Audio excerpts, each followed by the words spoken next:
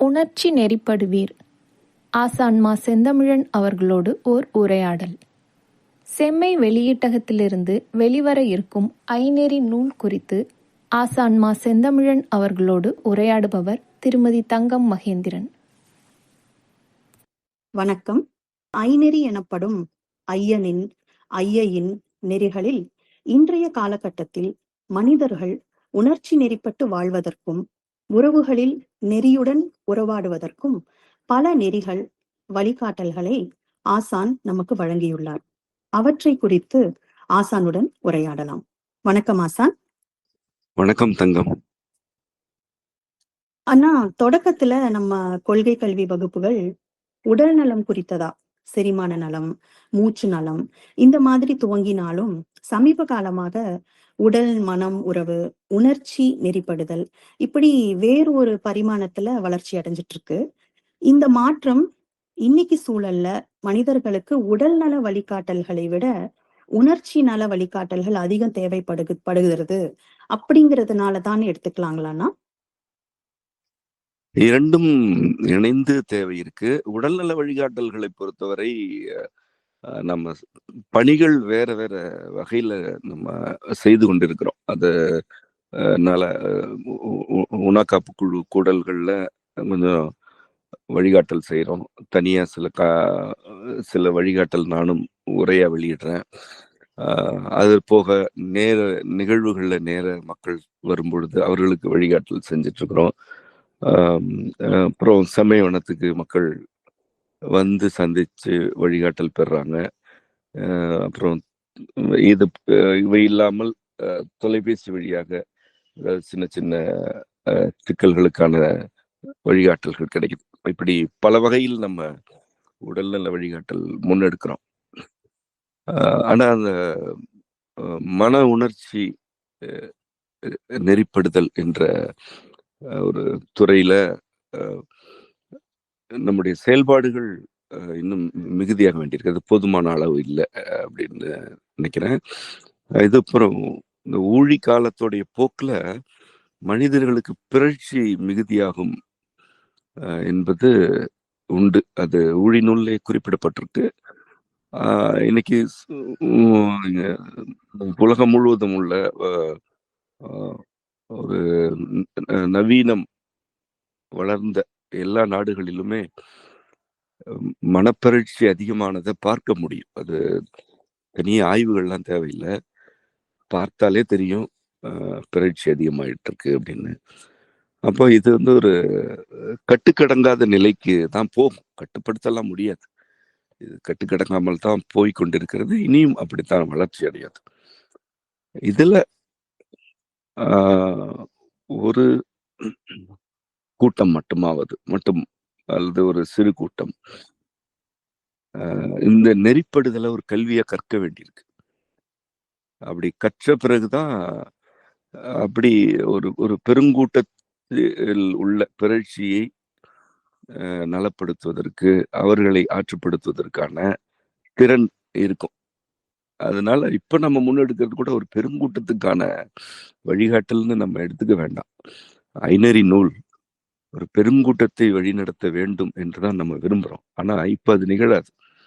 இதுல சில 100 அல்லது சில 1000 மாணவர்கள் தேர்ச்சி அடைந்து அவர்கள் அவரவர் சூழலை மேம்படுத்தணும். அவங்க குடும்பத்துல உணர்ச்சி நெறி சூழலை ஏற்படுத்தணும். அவங்க பொது இடங்கள்ல, அவங்க பணி இடங்கள்ல அல்லது பள்ளிகள்ல, அப்படி மக்கள் கூடும் இடங்கள்ல எல்லாம் இதில் தேர்ச்சி அடைந்தவர்கள் தங்களுடைய சூழலை மேம்படுத்தணும் என்பதுதான் இன்றைய நிலையும் அது சார்ந்த நம்முடைய விருப்பமும். அதனால உடல் நலம் என்பது தனி அல்ல, ரெண்டும் இயந்ததுதான். இந்த மன உணர்ச்சி பிறழ்ச்சி அடைந்திருப்பதை சரி செய்யவில்லை என்றால் நீங்க அமுதமே உண்டாலும் அது நஞ்சாகும். அதுதான் உண்மை. அதுதான் படைப்பு ஒழுங்கு. அதனால அடிப்படை பற்றி நம்ம நிறைய உரையாட வேண்டியிருக்கு, கற்பிக்க வேண்டியிருக்குன்ற அடிப்படையில் தான் இதை நம்ம தொடங்குறோம். சரிங்க அண்ணா. இப்போ இந்த உணவு, உறக்கம், உழைப்பு, புணர்ச்சி இந்த 4ம் உடலுக்கு காப்பரன்கள்.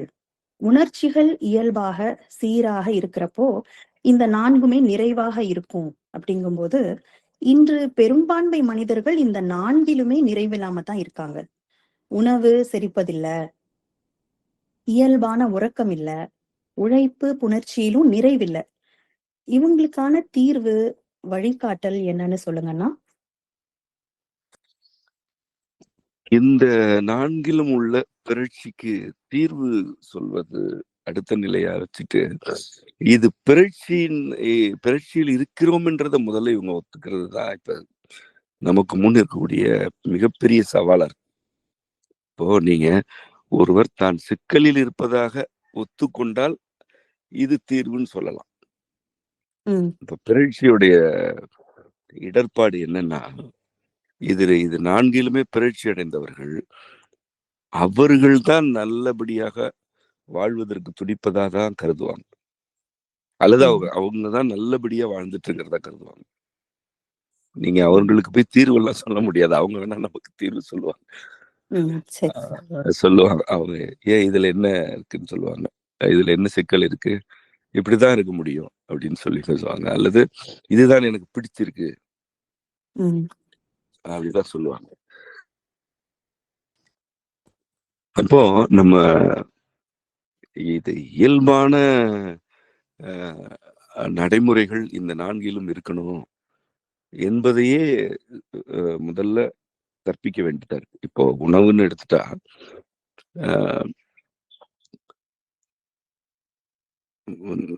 ஒரு 10 ஆண்டுகளுக்கு முன்பு உணவு சீர்கேடுகள் தொடங்கியது. அப்பவே நம்ம எண்ணெய் அதிகம் பயன்படுத்தாதீங்க, பருப்பு வகைகளை குறைங்க, பயன்படுத்துங்க அளவு குறைங்க, புளி வேணும், புளி ஒரு ஊட்டம் தான், ஆனா அதோட அளவெல்லாம் வரையறுத்துக்கங்க, இந்த பதப்பிகள் பயன்பாட்டை நிறுத்துங்க, ப்ரிசர்வேட்டிவ்னு சொல்றாங்க இல்லையா, அந்த மாதிரி பதப்பிகள் எல்லாம் உணவுல சேர்க்காதீங்க, சேர்க்கப்பட்ட பொருள் வாங்காதீங்கன்னு 10 ஆண்டுகளுக்கு முன்பே நம்ம அலறி தான் பேசணும். நானும் அது ஒரு அளவுக்கு மீறி அதை பத்தி எல்லாம் நான் உரையாடி இருக்கிறேன். ஆனா இன்னைக்கு பார்த்தா இந்த 10 ஆண்டுகளுக்கு பிறகு பாத்தீங்கன்னா உணவகங்கள், உணவு பொருள் தின்பண்டம் ஆகியவற்றுடைய அங்காடிகள் வந்து குறிப்பா நான் தமிழ்நாட்டுல சொல்றேன், ஒரு பித்து பிடிச்சது போல இருக்குன்னு சொல்லலாம். இது பேச்சு வழக்குல பைத்தியக்காரத்தனம்னு சொல்லுவாங்கல்ல, அந்த மாதிரிதான் இது வந்து பாத்தீங்கன்னா ஒண்ணும் இல்ல, செங்கிப்பட்டியில இருந்து தஞ்சாவூர் போற வரைக்கும் இது வந்து ஒரு 24 கிலோமீட்டர் வரும். நீங்க ஒரு 25 உணவகங்களை பார்த்துட முடியும். இடது 2 பக்கமும் சேர்த்து உணவகங்கள், அந்த தின்பண்ட கடைகள், இதெல்லாம் சேர்த்து நான் சொல்றேன். இத மாதிரி ஒரு கட்ட விழுந்த ஒரு தனம் இருக்க முடியுமா? இதே போல நெடுஞ்சாலைகள் முழுவதும் பாருங்க, வெறும் உணவகம், பெரிய உணவகம், வாகனங்கள் எல்லாம் அங்கதான் போய் நின்னுட்டு இருக்கு. என்னதான் திங்கிறீங்க, என்னதான் வீட்டுல ஏதாவது செய்றீங்களா, செய்யலையா, எப்ப பார்த்தாலும் கடையிலையா என்று நமக்கு அலுப்பா இருக்கு. ஆனா இந்த இதுதானே இருக்கணும்னு நினைக்கிற கூட்டத்தை என்ன செய்வீங்க? முதல்ல இது நீ ஒரு பிறழ்ச்சியில இருக்கிற, ஏன்னா இதை நம்ம ஏன் பிறழ்ச்சினா, உணவகத்துல சாப்பிடுறதெல்லாம் பிறழ்ச்சி கிடையாது. ஒரு பயணம் செய்யறோம், உணவகத்தை தவிர வேற வழி இல்லை அப்படின்றப்ப அதுல எது தேர்ச்சியான உணவகம், கலப்படம் இல்லாம எங்க செய்வாங்கன்னு தேடி பிடிச்சு தெரிஞ்சு வச்சுக்கிட்டு 4 இடத்துல இப்போ போறோம்னா, நானும் நிறைய பயணம் செல்றோம் தான், உடனே எங்கேயும் போய் எல்லாம் உணவு எடுத்துக்கிறது இல்லை.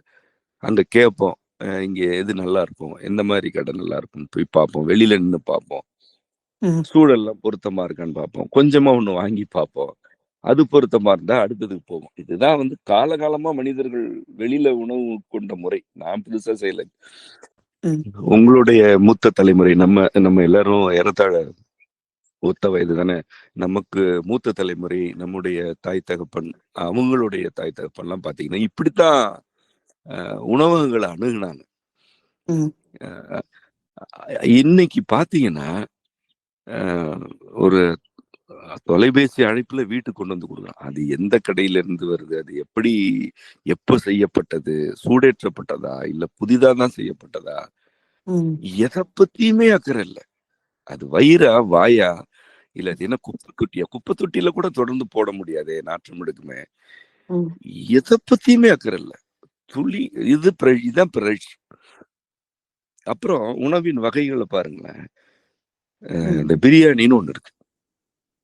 இது சிறந்த உணவு முறையா சமைத்தா. இப்போ இந்த பொரித்த சோறு, இந்த ஃப்ரைட் ரைஸ்ன்னு சொல்றது முறையான உணவு. எனக்கும் மிக விருப்பம். அது முறையான உணவு. எங்கன்னா இப்ப நானே தாய்லாந்து பயணத்துல இருந்த பொழுது, பயணம் கம்போடியா எல்லாம் போனப்ப அவ்வளோ தரமா உணவு இருந்தது. அந்த அவங்களுடைய உணவே ரொம்ப தரமான உணவு. அதுக்கு இடம் இருக்கு. எல்லா இடத்துலயும் கிடையாது. இப்போ குறிப்பா பேங்காக்ல எல்லாம் அவ்வளவு தரமா இருக்க ஏர்போர்ட்ல தான் நான் அந்த ஒரு உள்ள இருந்த கடைகள்ல சாப்பிட்டு பார்த்தோம். அது ஓரளவு பரவாயில்ல இருந்துச்சு. அப்புறம் நாங்க வேற ஒரு சிறுநகரத்துக்கு தான் போனோம். அது ஷாங் மைன்னு நினைக்கிறேன். அந்த சிறுநகரத்துல எல்லாம் நீங்க எங்க வேணுமானாலும் போய் சாப்பிடலாம். அதே போல வியட்நாம்ல சின்ன கடையில தான் சாப்பிட்டோம். இதே தான், இதே ஃப்ரைட் ரைஸ் தான். அது எப்படி செய்யணும், அதுல என்னென்ன பொருட்கள் இடணும்ன்றது இருக்கு, கணக்கு இருக்கு. அது ஏன்னா அது அவங்களோட மரபு உணவு. நமக்கு அது வந்து அயல் உணவா தெரிஞ்சாலும் அது அவங்களுக்கு மரபு உணவு. இப்போ அந்த பிறருடைய அயல் உணவை நம்முடைய மரபில் சேர்த்து கொள்ள வேண்டும் என்றுதான் நான் சொல்றேன். அதுதான் மரபு. மரபுன்றது பழமைவாதம் கிடையாது. 2000 ஆண்டுகளுக்கு முன்பு என்ன இருந்தோ அதான் இப்ப செய்யணும்னு சொல்றது பழமைவாதம். நான் அப்படியான மனிதனே அல்ல. நானே இங்க மரபு பள்ளியில இந்த ஃப்ரைட் ரைஸ் எல்லாம் நானே சமைப்பேன். பசங்களோட சேர்ந்து செய்யறது உண்டு. எனக்கு மிகவும் பிடித்த உணவுகள்ல அதுவும் ஒண்ணு. ஆனா அதை எப்படி செய்யணும்னு இருக்கு. அதுல என்ன சேர்க்கணும், எவ்வளவு சேர்க்கணும்னு ஒரு ஒரு ஒரு இலக்கணம் இருக்குல்ல எல்லாத்துக்கும். அத இப்போ பிரியாணி அப்படிதான். எதை எவ்வளவு போடணும்னு இருக்கு. நீங்க பாத்தீங்கன்னா இந்த கடைகள்ல இது ரெண்டையும் வாங்கி திங்கிறது. இதெல்லாம் இந்த பரோட்டா. இது மீது இருக்கக்கூடிய நாட்டத்தை கொஞ்சம் தள்ளி நின்று மட்டும் நீங்க வேடிக்கை பாருங்க. இது ஏதாவது இது இயல்பான மனநிலையில இருந்து இது திங்கிதுங்களான்னு மட்டும் பாருங்க. வெறி பிடிச்ச மாதிரிதான் இருக்கும். இப்ப நீங்க வந்து இது இந்த மாதிரி உணவுகளை வந்து தவிர்க்கணும்னு நம்ம சொல்லிட்டோம்னா யாருக்கெல்லாம் நம்ம மேல கோவம் வருதோ அதுல பார்த்தாலே கண்டுபிடிச்சிடலாம். அதுலயும் பல வகைகள். பிரியாணிலே இப்போ பல வகைகள் சொல்றாங்கண்ணா. ஹைதராபாதி சொல்றாங்க. முன்ன நம்மளுக்கு இந்த தமிழ்நாட்டிலயுமே ஒரு 4-5 வகை சொல்றாங்க. அதுலயும் 4-5 வகையா? நீங்க வேற. எனக்கு தெரிஞ்சது அவ்வளவுதான். எனக்கு இங்க நான் கேள்விப்பட்ட சிங்கப்பூர் பிரியாணின்லாம் ஒண்ணு. இதெல்லாம் இதுகளை எல்லாம் என்ன பண்றது? போன வாரம் என் பசங்க சொன்னாங்க கில்மா பிரியாணின்னு ஒண்ணு சொன்னாங்க. அது என்னடா பேரே வித்தியாசமா இருக்குன்னா 3 வகை பிரியாணிய கலந்து கொடுப்பாங்க அப்படின்னாங்க. அந்த மாதிரி இல்ல, அது பேர் எல்லாமே இதுதாங்க. அந்த பேருக்கெல்லாம் பின்னாடி வேற பொருள் இருக்கு. ஆமா ஆமா, அது ரொம்ப ஆபாசமான பொருள் இருக்கு அதுக்கு பின்னாடி எல்லாம். சரிங்கண்ணா. நீங்க ஒண்ணு இல்ல, ஒரு ஒழுங்கை உடைக்கணும்னு முடிவு பண்ணிட்டா முதல்ல உணவுல கை வைக்கணும். இது இந்த பாவிகள் எல்லாருக்கும் நல்லா தெரியும். முதல்ல உணவுல தான் கை வைக்கிறாங்க. இதெல்லாம் நம்ம பட்டு பெற்ற அறிவு. அவங்க மற்றதுக்கெல்லாம் உடனே வர்றதில்ல. அதுவும் இந்த கல்லூரி பக்கத்துல இருக்கு. இந்த இளம் வயதினர் இருக்கிற இடத்துல இது இன்னும் அதிகமா நடக்கிறதா பாக்குறோம். ஆமா, அங்கதானே ஒழுங்க உடைக்க வேண்டியிருக்கு. இதுங்க இந்த ஒழுங்க குலைத்து அங்க இருக்கக்கூடிய சிறுவர்களை வணிகத்துக்கு உட்படுத்துறது, அவங்கள வந்து அவங்ககிட்ட இந்த பொருளாதார சுரண்டல், பெண் பிள்ளைகளை அந்த உடல் அளவுல சுரண்டல், இது எல்லாமே எங்க தொடங்குதுன்னு நீங்க நல்லா கவனிச்சு பார்த்தா தெரியும். உணவுல தான் தொடங்கும். முதல்ல அவங்களுக்கு வந்து ஒரு ஒழுங்கான உணவுல இருந்து அவங்கள வெளியில எடுக்கிறாங்க. ஏன் அதையும் சாப்பிட்டுட்டு இருக்கிற, இது பாரு, இதையும் பாருன்னு. அப்ப அதுக்கு வந்து இந்த சுவைக்கு அடிமையாகுதுங்க. எல்லாரும் இல்ல, இதானவங்க, அதுக்கு பலியாகிறவங்க அப்படி ஆகுறாங்க. அப்ப அதுக்கப்புறம் அதுல என்ன வந்துரும்னா கள்ளத்தனம் வந்துரும். இது வந்து நம்ம வந்து தெரியாம நம்ம இந்த உணவு எடுத்துக்கிறோம், சாப்பிடுறோம், அதுல வெற்றி அடைகிறோம். நமக்கு கண்டுபிடிக்கல அப்படின்னு. அப்புறம் அந்த உணவு சார்ந்து அடுத்தடுத்தது வந்துடுது. அது எங்கெங்கேயோ போயிடுது. அது நம்ம இந்த உரையாடல்ல வேண்டாம். ஆனா இப்ப அடிப்படை என்னன்னா, முதல் ஒழுங்கு உணவு. ஓரறிவு உயிரினமே தனக்கு பொருத்தமானதை தான் தன் மீது படுபவற்றில் பொருத்தமானவற்றை தான் உள்வாங்குது. அப்படிதான் இந்த ஓரறிவு உயிரினம் பழகுது. இந்த மனித நாக்கு, குடல், வயிறு எல்லாமே ஓரறிவு தாங்க. அடிப்படையில ஓரறிவு. அது உறிஞ்சுது. அது ஒன்றும் அது வேற எப்படி உட்கொள்ளுது? குடல்ல என்ன பல்லா இருக்கு? வாயில பல்லு இருக்கு.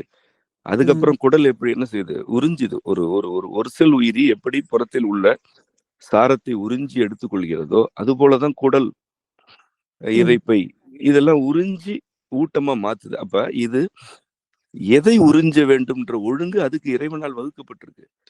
நீ உள்ள அனுப்புறதே குப்பையா இருந்தா அது எதை உறிஞ்சும்? குப்பை, பதப்படுத்திகள் சேர்க்கப்பட்டது, சுவைக்காக உடலுக்கு எடுக்கிறதெல்லாம் சேர்க்கப்பட்டுச்சுன்னா அது எதை உறிஞ்சும்?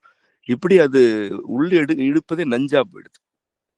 அப்போ உடல் நலத்துக்கு என்ன வழி இருக்கு? என்ன வழி இருக்கு உடல் நலத்துக்கு?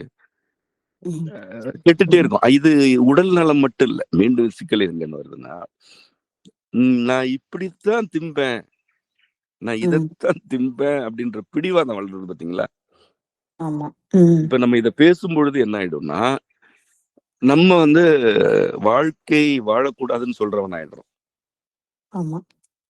அதுதான் வாழ்க்கை வாழ்வதற்கே அப்படின்ற முழக்கத்துக்கு ஒரு இதுதான் இந்த சிங்கப்பூர் பிரியாணி, பன் பரோட்டா, இந்த கண்ட கருமங்கள் எல்லாம் நானும் கேள்விப்பட்டு எனக்கு இப்படி எல்லாமா இருக்கு, இதுக்கெல்லாம் ஆசைப்படுற ஒரு வெக்கமாவே இருக்காதா? இதெல்லாம் ஒரு உணவு, பேரை கேட்டாலே நம்ம கொமட்டுது.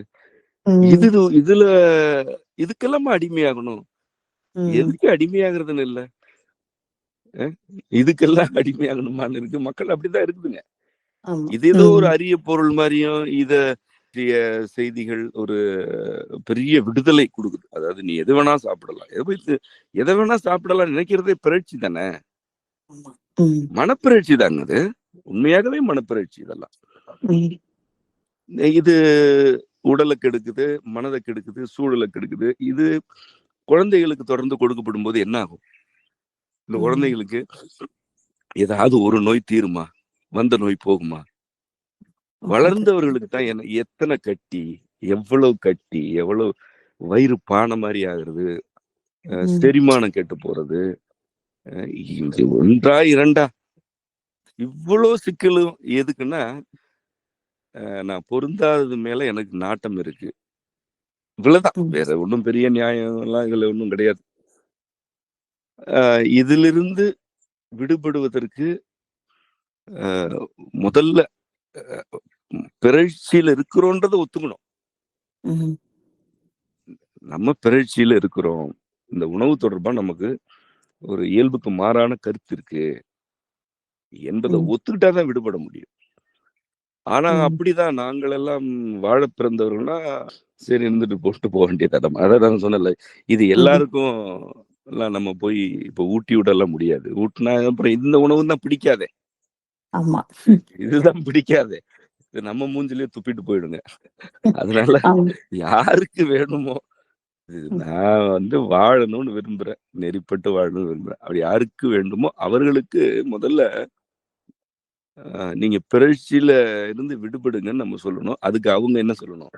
ஆமா, நான் எனக்கெல்லாம் இதுல ஒரு தடுமாற்றம் இருக்கு, இதுல இருந்து நான் விடுபட விரும்புகிறேன்னு ஒத்துக்கிட்டா போதும். அவ்வளவுதான். உண்மையா ஒத்துக்கிட்டா போதும், விடுபட்டுறலாம். உடனே ஒத்துக்கிறது விடுபடுறது வேற வேற இல்ல, இரண்டும் ஒன்று. ஏற்புடைமையும் ஒன்றிலிருந்து விடுபடுதலும் ஒன்று, வேறு வேறே அல்ல. தனி காலமே கிடையாது அதுக்கு. நான் தவறிழைத்தேன் என்று மனதார ஏற்றுக்கொள்ளும் போது அதிலிருந்து விடுபடுறோம். இதுதான் முதல் வாயில் இந்த நெறிப்படுவதற்கு. ஆகவே நம்ம உணவு உழைப்பு, நீங்க அந்த இது உழைப்பு பற்றி நம்ம நிறையவே உரையாடி இருக்கோம். இப்ப இரவு பொழுது பணி செய்யறாங்க, அப்புறம் பிடிக்காத வேலையை செய்யறது, ம். இப்படி உழைப்புலயும் பிறழ்ச்சி இருக்கு. அது நம்ம நிறைய உரையாடி இருக்கிறோம். இந்த உரையாடல்ல நான் கூடுதலா இப்ப உறக்கம் எடுத்துங்களேன். ம். உறக்கம் வரலன்னாலே அது பிறழ்ச்சியோட தொடக்கங்க. முதல்ல அதை புரிஞ்சுக்கணும். ம். தூக்கம்னு ஒண்ணு வரும். நீங்க முறையான உணவு, மனநிலையில உணர்ச்சி எழுச்சி, கூத்து, குதியாட்டம்லாம் இல்ல, அல்லது மனத்தாழ்வு எல்லாம் இல்லன்னா தூக்கம் வரும். ம். தூக்கம் வரலன்னாலே மனப்பிறழ்ச்சியில ஏதோ ஒரு நிலை இருக்கு. ம். அதுக்கு நம்ம என்ன செய்யணும்? வருந்தணும்ல. ஐயோ நமக்கு தூக்கம் வரல. வரல. தூக்கம் ம். வரணும்னு விரும்பணும்ல. எனக்கு தூக்கம் வரல. நான் உட்காந்து கைபேசி பார்த்துட்டு இருப்பேன். அப்படின்னா என்ன செய்வீங்க? ம். என்ன செய்வீங்க? ஒண்ணும் தூக்கம் பண்ண வரலன்னா தூக்கம் வரலன்றது அது சிக்கல். அப்ப தீர்வு தூக்கம் இல்லையா? ஆமா. ம். இவ்வளவுதானே. இது என்ன பெரிய கண்டுபிடிப்பா? ம். தூக்கம் வரலன்றது சிக்கல்ப்பா உனக்கு.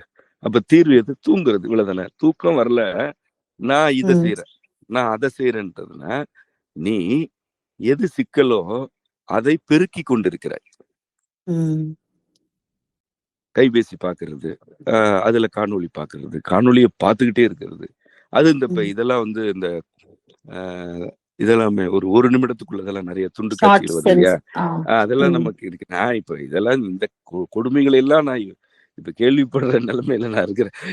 ஏன்னா இதோட சிக்கலே எனக்கு பெரிதா தெரியாது. நம்ம வேற ஒரு உலகத்துல வாழ்ந்துட்டு இருக்கிறதுனால. ம். ம். இதெல்லாம் இப்ப கவனிச்சு பாக்குறேன். இந்த வெளியில உட்காந்தா இந்த விரல் நிக்கவே மாட்டேங்குது இதுகளுக்கு. ஆமா. ம். ஏங்க கல்லீரல் எல்லாம் போயிடும். ம். கல்லீரல் எல்லாம் போயிடும். கண் பார்வையெல்லாம் மங்கிக்கிட்டே தான் இருக்கும். கல்லீரல் போயிடும். மூளை நரம்புகள்லாம் சிக்கலாயிடும். அவ்வளவுதான் முடிஞ்சிச்சு. ம்.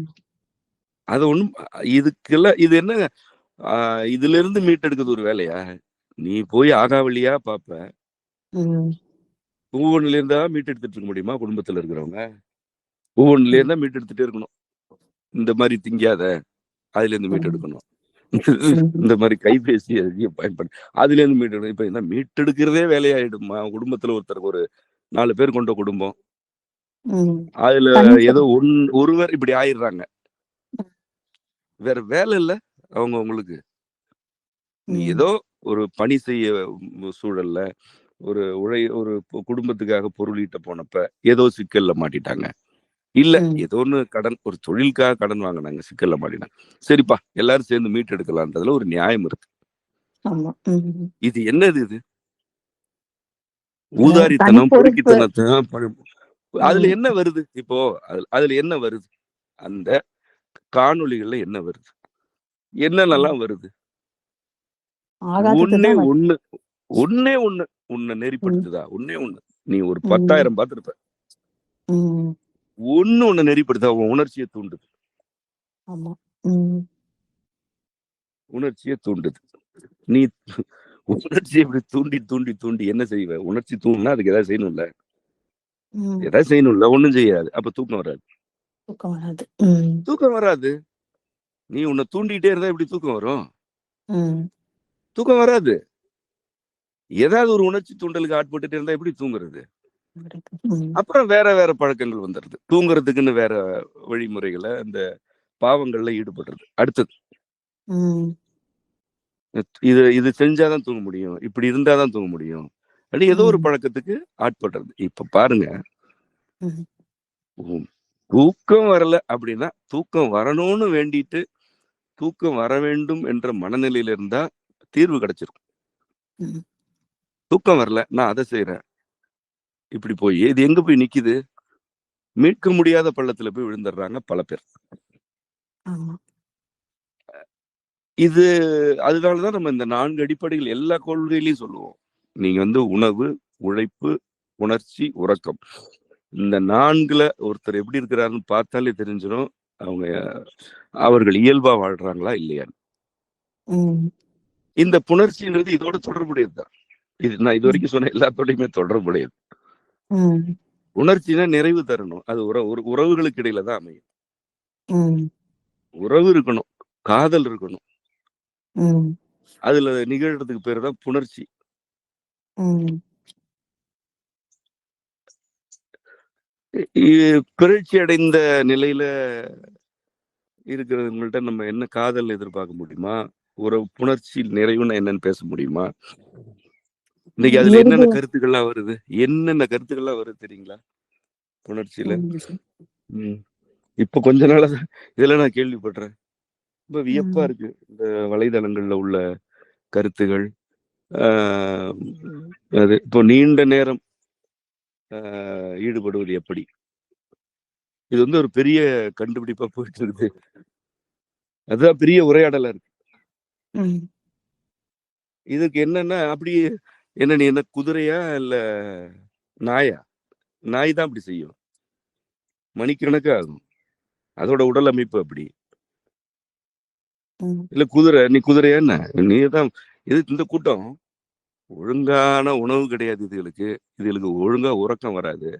இப்படி ம். உடம்பு கெட்டு போனா அந்த அந்த ஆண்குறியோ, பெண்குறியோ கிளர்ச்சி அடையறதே ஒரு பெருசு. இதுகளுக்கு இயல்பான கிளர்ச்சி எல்லாம் வராது. எதையோ கேள்விப்படுறது, காணொளி பார்க்கறது, இந்த இடத்துக்கு போயிட்டாங்க. பெரும்பகுதி இல்ல, ஒரு கணிசமான கூட்டம் அதுக்கு போயிடுச்சு. இப்படி கிளர்ச்சியை ஏத்திக்கிறது. ம். பின்னர் ஏதாவது ஒரு வழிமுறை, ஏதோ ஒரு பொருளை பயன்படுத்திக்கிறது இந்த நீண்ட நேரத்துக்கு. ம். அவ்வளவுதான். அதுக்கு மேல எல்லாம் அந்த உடம்புல எல்லாம் ஒன்றும் எதிர்பார்க்க வேண்டியதில்லை. அது வாழ்க்கைக்குரிய உடம்பு என்று எதிர்பார்க்கறதுக்கெல்லாம் அதுல ஒண்ணும் கிடையாது. இது எவ்வளவு பரவி இருக்குன்றீங்க. ம். இந்த கருத்து இது இப்படி நானும் முன்னாடி உரைகள் எல்லாமே சொல்லியிருக்கிறேன். இப்படி ஒண்ணு இல்ல, நீ முதல்ல புரிஞ்சுக்க. உனக்கு நிறைவா இருக்குதா? அவ்வளவுதான். இந்த நேர கணக்கெல்லாம் இல்ல. உனக்கு நிறைவு இருக்கா?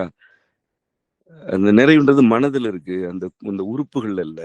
அதுல ஏதோ பற்றாக்குறை இருக்குன்னா, உடம்புல வாதம் அதிகமா இருக்கும், அது சரி பண்ணிக்க. கபம் அதிகமா இருக்கும், போதிய வெப்பம் இல்ல, அது சரி பண்ணிக்க. குழந்தை இல்லைன்ட்டு வர்றாங்க. ம். உடல்ல இருக்கக்கூடிய ஏதோ மிகுதியான வாதமும் கபமும் நீங்கன்னா குழந்தை கரு தங்குது. எத்தனை பேரை நம்ம பாக்குறோம். தங்காம ம். போறதும் உண்டு. அதுவும் உண்டு. ஆனா உடல் சீரடைந்தால் கரு தங்குது தானே. ம். அதுதானே, இவ்வளவுதானே. அதுக்கும் அதுதானே. குழந்தைய தங்குதுன்னா உனக்கு நிறைவு மட்டும் இல்லாம போயிடுமா? ம். உடம்புல கபம் அதிகமா இருக்குன்னா, உடல்ல இயல்பான அந்த புணர்ச்சியின் போது வெப்பம் உடனே பரவாது. அது ஒரு ம். நோய் அது. அது ஒரு நோய். அடிப்படையான நோய் அது. ஒரு இயல்பான வெப்பம் இருக்குன்னா, உடனடியா கிளர்ச்சி ஏற்படும். உடனடியா அது விரைந்து புணர்ச்சி நிகழ்ந்து தணியும். இதுதான் இயல்பு. ம். இது மிக நேரம் ஆகுதுன்னா நோய் இருக்கு. உனக்கு நோய் இருக்கு உனக்கு.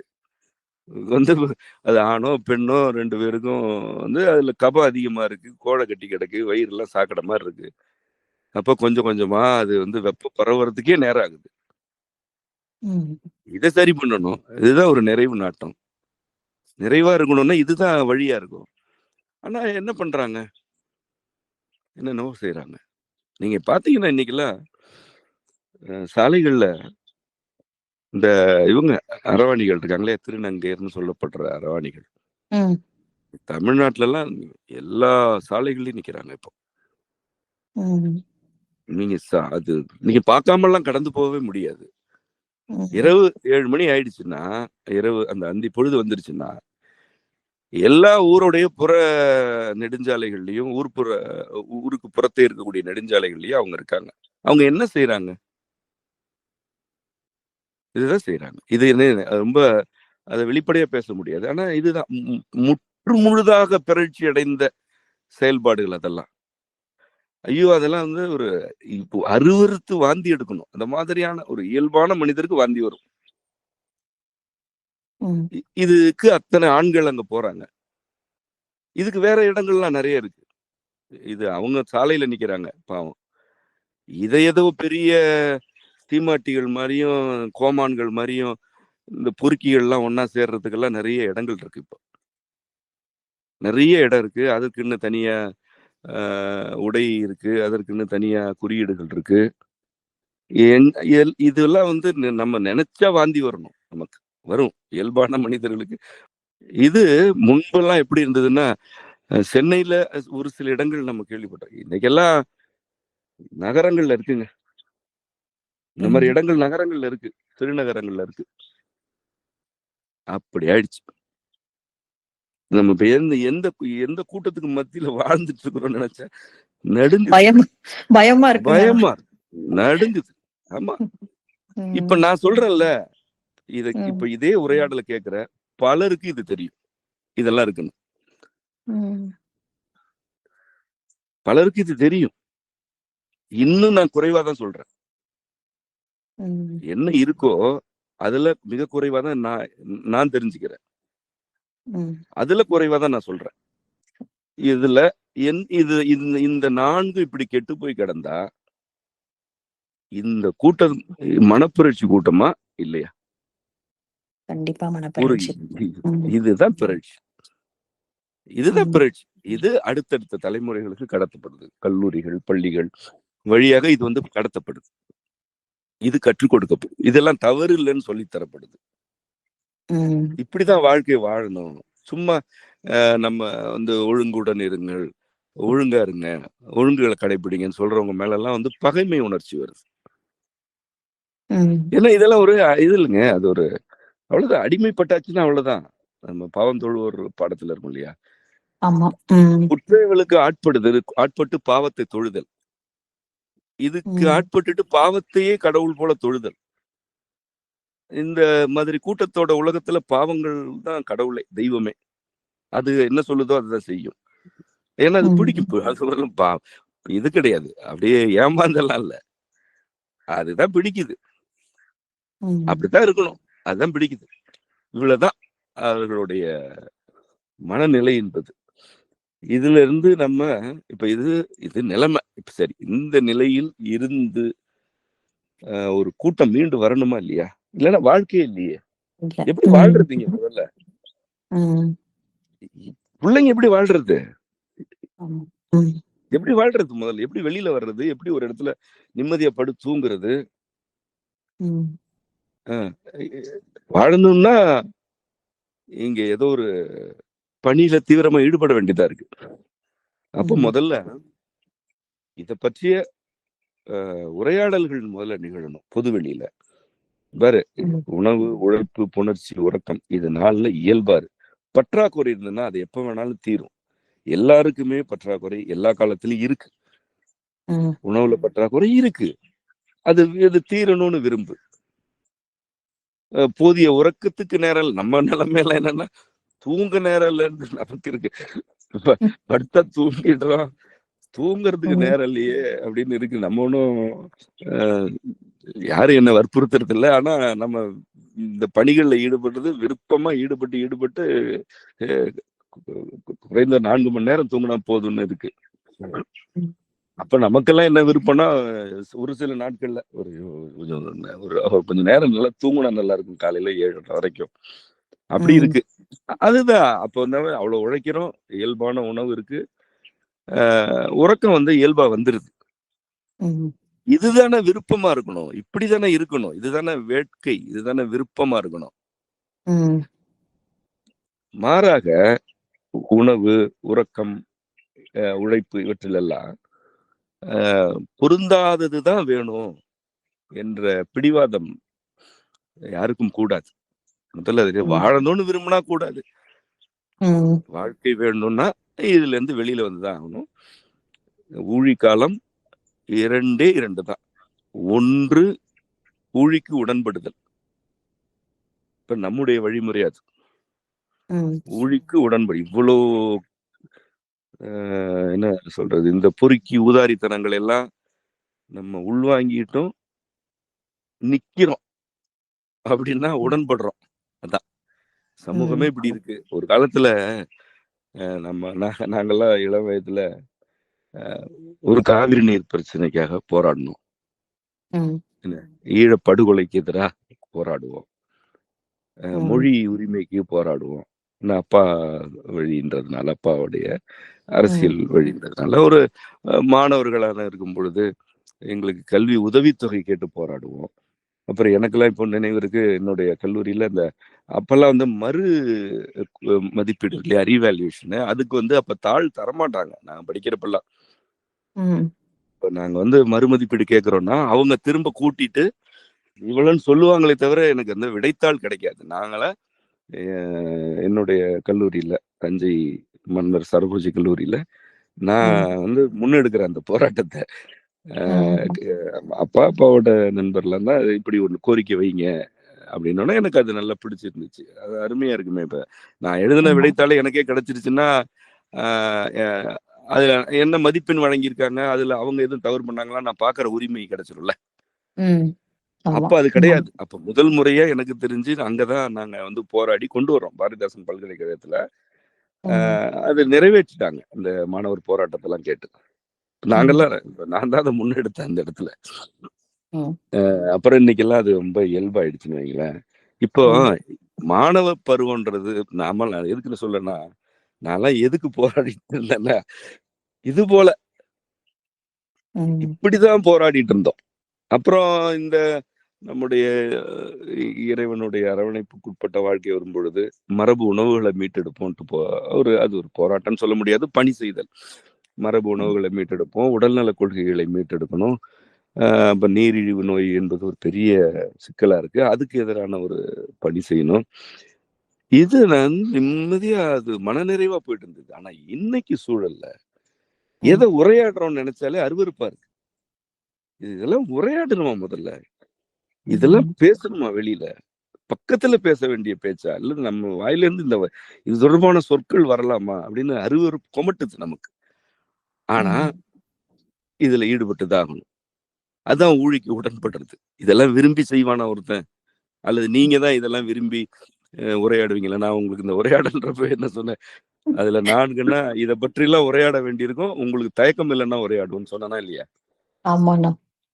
ஏன்னா சொன்னீங்க. ம். எனக்கே வெட்கமா இருக்கு. ம். இத பேசுறதுல எனக்கும் வெட்கம் இருக்கு, கூச்சம் இருக்கு. ம். அது இன்னொரு பெண்ணுக்கு இருக்கும்னு எனக்கு இருக்கும். இயல்பா வாழ்றவங்களுக்கு இதெல்லாம் பேச கூச்சமா தான் இருக்கும். ஆனா நம்முடைய நிலை என்னன்னா, இது உடன்பட்டு தான் இதான் ஊழிக்கு உடன்பட்டது. இதுதான் நிலைமை. ம். இப்படிதான் இருக்கு. இது குப்பை கிடங்காயிடுச்சு, சாக்கடை ஆயிடுச்சு, அழுகி போயிடுச்சு. இறங்கி தான் இத சரி செய்யணும். மூக்க பொத்திட்டுலாம் முடியாது. ம். இதுல இறங்கணும். இதுல கை வைக்கணும், கால் வைக்கணும். அள்ளி தூக்கி வெளியில போடணும். இதுல கிடக்கிற 10 பேர் கை நீட்டினாங்கன்னா, யாரா இருந்தாலும் கை நீட்டினா தூக்கி கரையில போடணும். ம். இல்ல எனக்கு இதுதான் சொர்க்கம் அப்படின்னா அது அப்படியே சாக்கடைக்குள்ளேயே நீந்தி தப்பிச்சு ஓடி அது ஓடட்டும். இல்ல எனக்கு இதுல இருந்து எனக்கு முடை நாற்றம் எடுக்குது, நான் இதுல இருந்து வெளியில வரணும்னு நினைக்கிறவங்க யாரா இருந்தாலும் கையை நீட்டினா தூக்கி கரையில போடணும், தண்ணியை ஊத்தி குளிப்பாட்டணும். இந்த பணியை செய்துதான் ஆகணும். இதுதான் ஊழிக்கு உடன்படுறது. ம். இன்னொரு வழி என்னன்னா ஊழிக்கு ஒத்தி செய்தல். ம். உடன்பாடெல்லாம் இருக்காது. இதுல உடன்பட மாட்டாங்க. ஆனா அவங்க ஒத்தி செய்வாங்க. வேற வழி கிடையாது. அப்படின்னா ஒத்தி செய்யணும் என்ன? மிதிச்சா மிதி வாங்கணும். ம். அடிச்சா அடி வாங்கணும். ம். தூக்கி போட்டு பந்தாடுனா பந்தாடப்படணும். அதான் ஒத்தி செய்தல். தப்பிக்கிறதுக்கெல்லாம் வழி கிடையாது. ஒண்ணு உடன்படு, இல்லைன்னா ஒத்தி செய்து விடு. அப்படியே ம். எல்லாத்துல இருந்து தப்பிச்சு இப்ப பாருங்க, இது பெரும்பாலும் ஆஹ் உடல் நலம் கேட்டே போய் சேர்ந்துரும். நான் நீண்ட காலமா சொல்றேன். இப்ப அதுல ஒரு பகுதி நடந்துருச்சு. இன்னொரு பகுதி 2030 பாருங்க, 28ல இருந்து 30 காலகட்டம். இந்த ம். மாதிரி சீர்கெட்டது எத்தனை போய் சேருதுன்னு மட்டும் பாருங்க. ம். எப்படி வாழ்வீங்க நீங்க? பெருந்தொற்று வந்தப்ப நடந்த மரணங்களோட எண்ணிக்கை பார்த்தோமா இல்லையா? இங்க ம். ஆமா. ம். பார்த்தோம்ல. கொத்து கொத்தா போய் சேர்ந்து இல்ல, சுடுகாட்டுல எரிக்கை இடம் எல்லாம் போணுச்சா இல்லையா? ஆமா. ம். ஏற்கனவே சீர்கெட்டு போன உடம்பு இது, அதெல்லாம் தாங்கல. ம். ஏற்கனவே இந்த மாதிரியான உணவு பழக்கத்துல கவனம் இல்லாம இருந்தவங்க அவங்க எல்லாம் இறந்து போனவங்க தவறு பண்ணி செய்தவர்கள்னு நான் சொல்ல வரல. இப்ப ம். இருக்கிற அந்த 20க்கு பிறகே நிலைமை வேற. அந்த 20ல என்ன நடந்ததுன்னா, ம். சீர்கெட்ட உடல். ம். அதாவது கபம் அதிகமா இருந்திருக்கும், வாதம் அதிகமா இருந்திருக்கும். இது 2 தான். பித்தம்லாம் கிட்டத்தட்ட பலருக்கு இல்ல. இருந்தா அது ஒரு அருங்கொடை ஆயிடுச்சு இப்போ. இந்த 2 ம். கெட்டு போய் நீண்ட காலமா இருக்காங்க. அதுக்கு என்ன அடிப்படை? முறையான உணவில்லை, உறக்கமில்லை, உழைப்பில்லை. புணர்ச்சி அப்புறம் இது இருந்ததுன்னா அது இருக்க வாய்ப்பே இல்லை. ம். இவர்களுக்கு ஒரு தொற்று வரும் பொழுது தாக்கு பிடிக்க முடியல. ம். எதிர்பார்த்தல் இல்ல. ஒரு ஒரு தொற்று கொத்து கொத்தா தூக்கி போட்டுச்சு. ஆமா. இதே வட ம். இந்தியாவுல கங்கை கரையில எல்லாம் எத்தனாயிரம் பிணங்களை எரிச்சாங்க. நம்ம பார்த்தோமா இல்லையா செய்தி? ஆமா. ம். தமிழ்நாட்டுல சென்னையில இடுகாட்டுலயும் அந்த தகன ஏரி சுடுகாடு இடுகாடு சுடுகாட்டுலயும் இடுகாட்டுலயும் ம். காத்து கிடந்தாங்களா இல்லையா? இருக்காங்க. ம். ஆஹ் ஒரு நெருக்கடியை பார்த்துட்ட, என்ன திருந்துன? அத பார்த்த, என்ன கத்துக்கிட்ட? அதுக்கப்புறம் தான் தெரியட்ட அடுத்துக்கல. ஆமா. இப்ப இன்னொரு நெருக்கடி, ஒண்ணு இல்ல 2 3 இந்த குளிர்காலத்திலேயே நிறைய சிக்கல்கள் நடந்திருக்கு. அடுத்த ஆண்டு முடியறதுக்குள்ள கடும் சூடு, வறட்சி, நுரையீரல் வறட்சி எல்லாம் நிறைய வரும். நுரையீரலே வறண்டு போகும். அதுல எல்லாம் மருந்து கிடையாது, எந்த துறையிலுமே மருந்து கிடையாது அதுக்கு. ஒரு சான்று சொல்றேன். கல்லீரல் சிக்கல் நம்ம ஏற்கனவே சொன்னோம், கல்லீரல் தான் பாதிக்கப்படும். பழைய உரையில சொல்லியிருப்போம், பெருந்தொற்றுக்கு பிந்தைய உரையில தெளிவா சொல்லியிருப்போம். இன்னைக்கு கல்லீரல் சிக்கல்லாம் நல்ல கூடுதலா வளர்ச்சி அடைஞ்சிட்டு இருக்கு. உறுப்பு முடக்கம் அதிகமாயிடுச்சு. இதெல்லாம் நடக்கதான் போகுது, பார்க்கதான் போறோம். நீ இயல்பா வாழும் பொழுதே இந்த சிக்கல்கள் வருது. நான் இப்படித்தான் இருப்பேன்னு ஆடுனா, இந்த உடம்பு படுத்துச்சுன்னா யார தூக்குறது? எத்தனை பேர் தூக்கிட்டு அலைய முடியும்? ஏங்க, ஒழுங்கோட வாழ்ந்துட்டு ஒரு குடும்பத்துல இருக்கிறவங்களுக்கு உடம்பு முடியலன்னாலே, ஏதோ ஒண்ணு ஆயிடுச்சுனாலே குடும்பமே சுமைக்கு உட்படுது. இந்த ஊதாரி, புருக்கி, தருதலை எல்லாம் படுத்துருச்சுன்னா பாக்குறது யாரு? எத்தனை பேர் பாத்துருவாங்க? பாக்குறதுக்கு ஆள் இருக்கா என்ன சமூகத்துல? அவன் உடம்ப தூக்குறதுக்கே அழிஞ்சு முடியாம போயிட்டு இருக்குல்ல. அப்போ என்ன செய்யணும்? ஒரு நொடி இது என்ன நடந்துட்டு இருக்கு, நம்ம என்ன செஞ்சுட்டு இருக்கிறோம்? உணவு முறைகேடா இருக்கு, வேண்டான்னு சொன்னா அதுல என்ன சிக்கல் உனக்கு? குழந்தைகளுக்கு இதெல்லாம் சொல்லி கொடுக்கணும். இந்த பாரு, பரோட்டா செரிக்காது, மிக தரமா செய்யப்பட்ட பரோட்டாவே செரிக்காது. அதுல இப்ப செய்யறதெல்லாம் அதுவே அல்ல. தோசை கடையில பழைய மாவு, உலர் மாவு, சோடாப்பு போடுறான். நமக்கு தெரிஞ்சது சோடாப்பு, என்னென்ன கண்டுபிடிச்சு வச்சிருக்கிறானுங்கன்னே தெரியல. இது வயிற்றுக்குள்ள போய் ஒரு குண்டு வெடிக்கிற மாதிரி வெடிக்கும். அந்த அந்த அது வேதிப்பொருள் எல்லாம் வாதம் தானே, எல்லாமே காற்று தானே. எல்லா வேதிப்பொருளுமே காற்று தானே. அது போய் வெடிக்கும். அது வெடிச்சு சுவர்களை எல்லாம் சேதப்படுத்தும், செல்களை அரிக்கும், வயிறு உப்பும். இது தொடர்ந்து சேர்ந்துச்சுன்னா நான் சொல்றேன், இப்ப பாருங்க, நுரையீரல் சூடாயிடுச்சு அப்படின்னு சொல்றத இன்னும் ஒரு சில மாதங்களுக்கு பிறகு கேள்விப்படுவீங்க. சளி இல்ல, நுரையீரல் சூடு. இது இந்த மாதிரியான இது கிளர்ச்சி அடைந்த உணவு நாட்டம் கொண்டவர்களுக்கெல்லாம் அது ஏன்னா இதுல இந்த பொருட்கள் இருக்கு இல்லையா, இந்த வேதிப்பொருட்கள் சுவையூட்டி பதப்பிகளுக்காக உள்ளது எல்லாமே உள்ள போய் வெடிக்கும். அது தொடர்ந்து வெடிச்சுட்டே இருக்கும். நுரையீரல் தானே உள்வாங்கணும் எல்லாத்தையும். கல்லீரல் உறுதி, கல்லீரல்ல நம்ம ஒன்னும் கேள்வி கேட்க வேண்டாம், அதெல்லாம் உறுதியா சிக்கல் தான். நுரையீரல் சூடாயிடுச்சுன்னா அவகாசம் கொடுக்காது, நம்ம ஏதாவது செய்யறதுக்கான அவகாசமும் இருக்காது. இது எல்லாம் பற்றி ஒரு பார்வை வேணும் முதல்ல. இதெல்லாம் ஒரு பார்வை. நம்ம இப்படி ஒரு உணவு பழக்கம் கெட்டு போச்சு, அப்ப குழந்தைகளுக்கு பார்த்து பார்த்து கொடுக்கணும். குழந்தைகளை கடை கூட்டிட்டு போனாலும் தரமான கடை எதுன்னு தேடி, இதுக்குதான் சீர் உணவு செயல் திட்டம்னு தொடங்கி அது முறையா சமைக்கிறவங்களெல்லாம் ஊருக்கு ஒரு இனங்கண்டு நானும் என்னென்னா ஒரு கருத்தை இந்த என்னென்ன வகையிலெல்லாம் இந்த கருத்தை நிலைநாட்டிட முடியுமோ பார்த்து பார்த்து பார்த்துதான் என்ன அளவில் செய்திருக்கிறேன். நம்ம கூட்டத்தினரை பொறுத்த வரைக்கும் பெரும்பகுதியினர் நெறிப்பட்டு வந்துட்டாங்க, நெறிப்பட்டு தான் இருக்கிறாங்க. நம்ம கூட்டத்துல பற்றி பெரிய கவலை எல்லாம் எனக்கு இல்லை. அது புதிதா வர்றவங்க கூட உடனடியா நெறிப்படுறாங்க, உணவு பழக்கத்தை ஒழுங்கமைச்சுக்கிறாங்க, உணர்ச்சிகளை இப்ப நம்ம கூட்டமைப்பு உரையாடெல்லாம் கேட்கும் போது நல்லா நிறைவா இருக்கு. உணர்ச்சி தடுமாற்றங்கள் தனியுது, நல்லா இருக்கு. நம்ம கூட்டம் எதற்குரியதுன்னா நாம் மற்றவர்களை மீட்டெடுப்பதற்குரியவர்கள். அதற்கான கல்வியை தான் நம்ம ஐநெறி நூல் வழியா வழங்க வேண்டி இருக்கிறது, வழங்குகிறோம். அதற்கான நெறிமுறைகள் நமக்கு வழங்கப்பட்டிருக்கின்றன. அதுதான் இந்த நூலுடைய சாரமான கருத்து. நல்லதுங்கண்ணா. இப்போ நீங்க சொல்லும்போது கூட காதல் கொள்கை பத்தி நீங்க சொன்னீங்க. உறவெனப்படுவது உயிரால் அமைவது, காப்போடு ஈர்ப்பு காதலாமே. இவையெல்லாம் உறவுகள பத்தி நீங்க உங்க வகுப்புகள்ல, நூல்கள்ல எங்களுக்கு வழங்கிய மந்திரங்கள். உண்மையாலுமே அவைகள்லாம் மந்திரங்கள் தான். ஆனா, இன்றைய மனிதர்களால ஒரு உறவுகள இப்படி பார்க்க முடியுதா? உறவுங்கிறது உயிரால் அமைவது, காப்போடு ஈர்ப்பு தான் காதல். இப்படிங்கிற மாதிரி ஒரு பார்வையில தான் உறவுகள பார்க்கறாங்களா? இப்போ ஒரு பணியிடத்துல ஒரு மேலதிகாரி கிட்ட எப்போதுமே பார்த்தீங்கன்னா, தன்னோட திறமைய நிரூபிச்சுட்டே இருக்க வேண்டியிருக்கு இல்லையா? அதே மாதிரி ஒரு உறவுகள்ல கூட எப்போதுமே அவங்க அவங்கள நிரூபிக்க வேண்டிய மாரி ஒரு ஒரு அழுத்தம் இருக்கிறத பார்க்க முடியுது. நோக்கமற்ற சொற்கள், நோக்கமற்ற செயல்கள் உண்மையானவைன்னு நீங்க எங்களுக்கு கத்துக் குடுத்துருக்கீங்க. ஆனா இந்த மாரி நோக்கமற்ற சொற்கள், செயல்கள் வந்து புறந்தள்ளப்படுது. பொது சமூகத்துல, உறவுகள்ல உறவுகள்ல கூட ஒரு நோக்கத்தோட, ஒருத்தருக்கு பிடிச்ச மாதிரி போலியா பேசுற, நடந்துக்கிற ஒரு கட்டாயத்துல தான் மனிதர்கள் இன்னைக்கு இருக்காங்களே அண்ணா. இது பார்க்கும்போது வருத்தமா தான் இருக்கு. இப்ப நம்ம உறவுகள்லயே நம்ம நம்ம நெருங்கிய உறவுகள்ல எப்படி நீங்க சொன்ன மாதிரி இத நம்ம நெறிப்படுத்திட்டாலும், நம்ம அடுத்த நிலை உறவுகள்ல இத பார்க்கும்போது, அது கொஞ்சம் வருத்தமா தான் இருக்கு. இதுக்கு என்னண்ணா பண்றது? இது இந்த காதல் கொள்கையை பொறுத்த வரைக்கும் அது இயல்புணர்ச்சியில இருந்து தாங்க வரும்.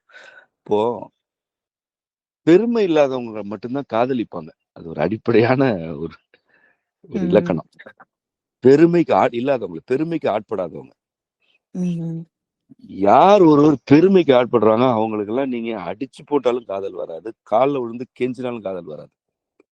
ம். ஏன்னா காதல் என்பது ஒருவர் தான் யார் என்பது இன்னொருவரிடம் அப்படியே காட்டுறது. அப்பதானே ம். காப்பு ஈர்ப்பு இருக்கும். இருக்கும். ம்.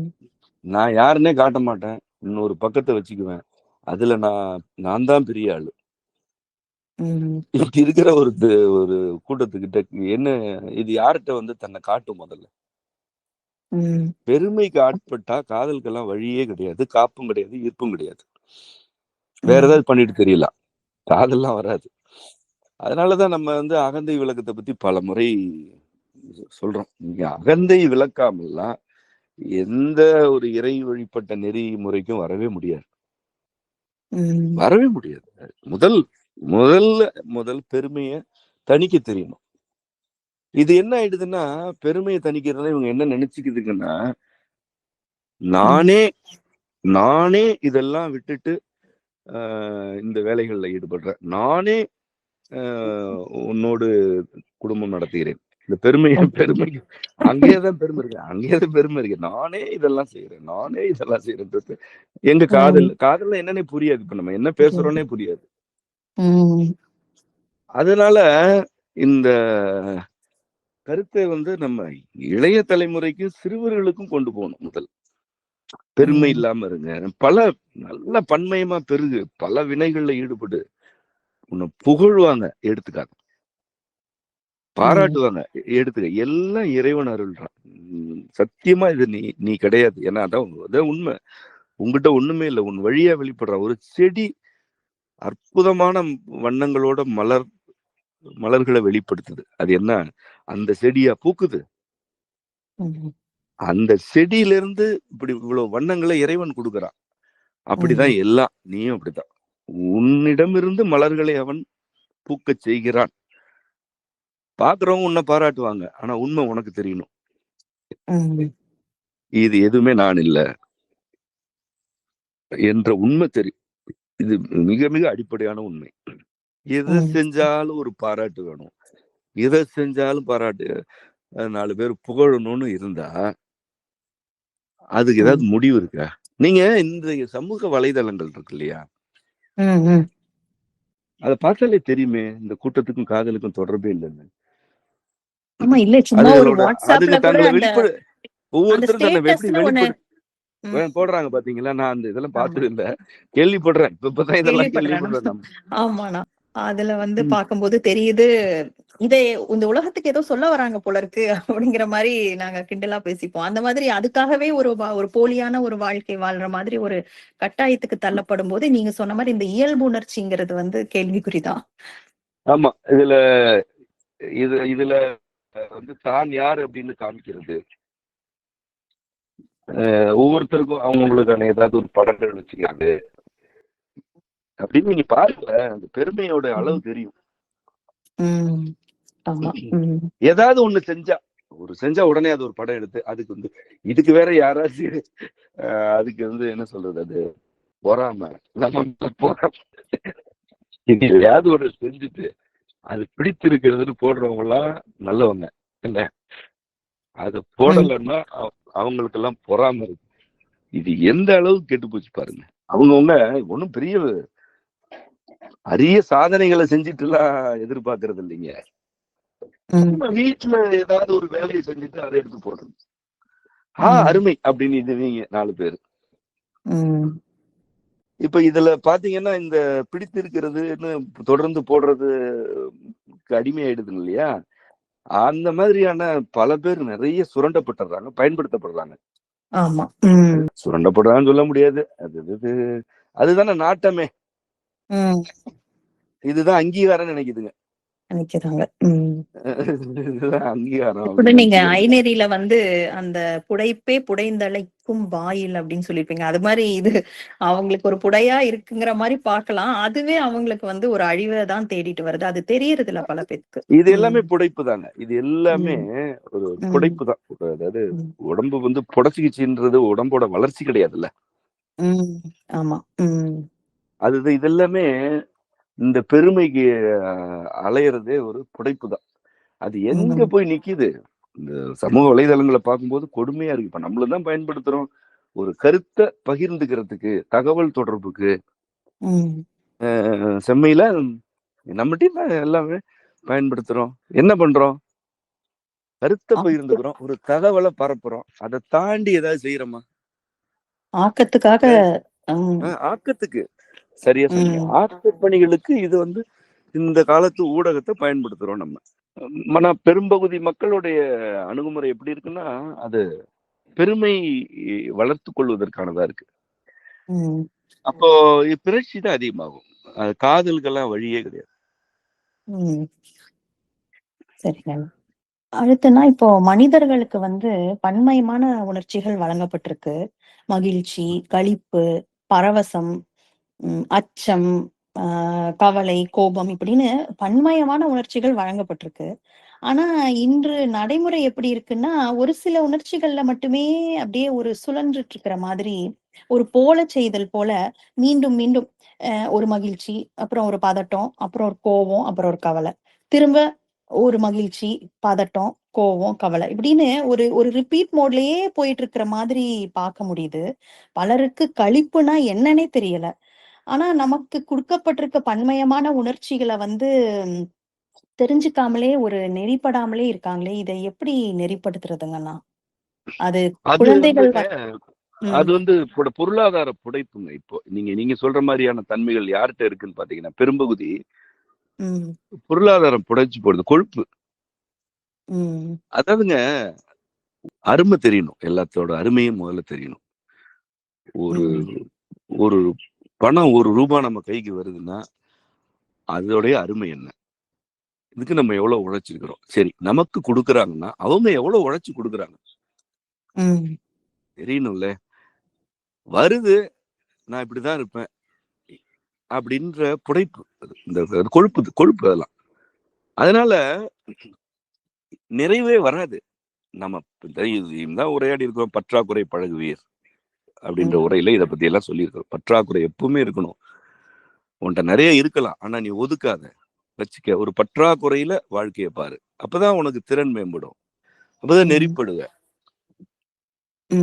எல்லா உயிரினத்துக்குமே இருக்குங்க. கோழி கூட அதிகமா கொழுப்பு சேர்ந்துருச்சுன்னா முட்டை விடாது. இயல்பான கோழிகளுக்கு கொழுப்பு சேராது. அந்த சூழல்லே நிறைய தேவைக்கு அதிகமான உணவு இருக்கு, அல்லது ஊட்டம் அதிகமான உணவு வழங்கப்படுதுன்னா கொழுப்பு சேர்ந்துடும். மாடு, பசுமாடு கொழுப்பு சேர்ந்தா கன்று ஈனாது. காலை அதிகமா தினவு ஏறிடுச்சுன்னா அதுக்கு உடம்பு கெட்டு போயிடும். எல்லா உயிரினத்துக்கும் பொருந்தும் அது.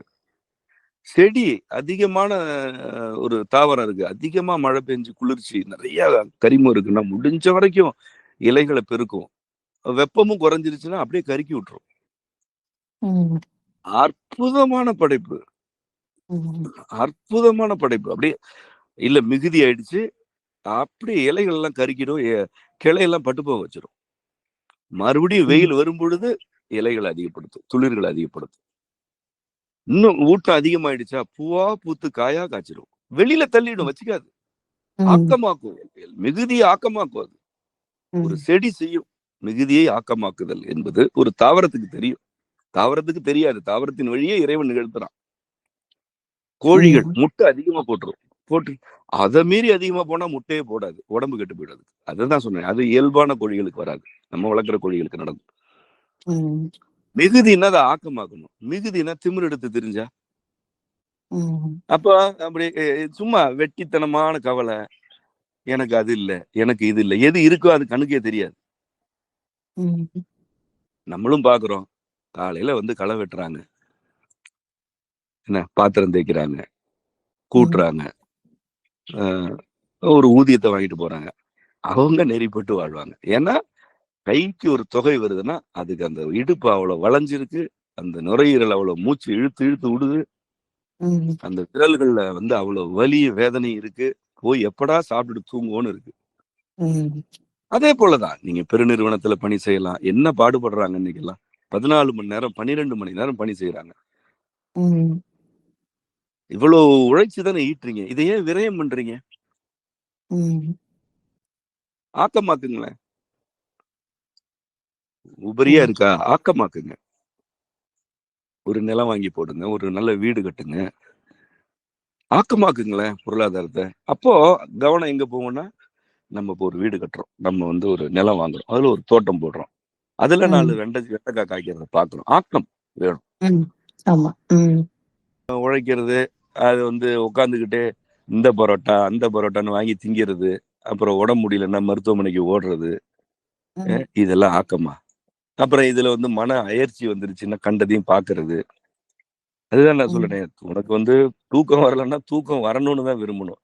தூக்கம் வராதப்ப என்ன செய்யறதுன்னு திட்டம் போட்டீங்கன்னா என்ன வேணா செய்யலாம், ம். சரிதான். ம். இல்லையா? தீர்வு, ஆமா. ம்.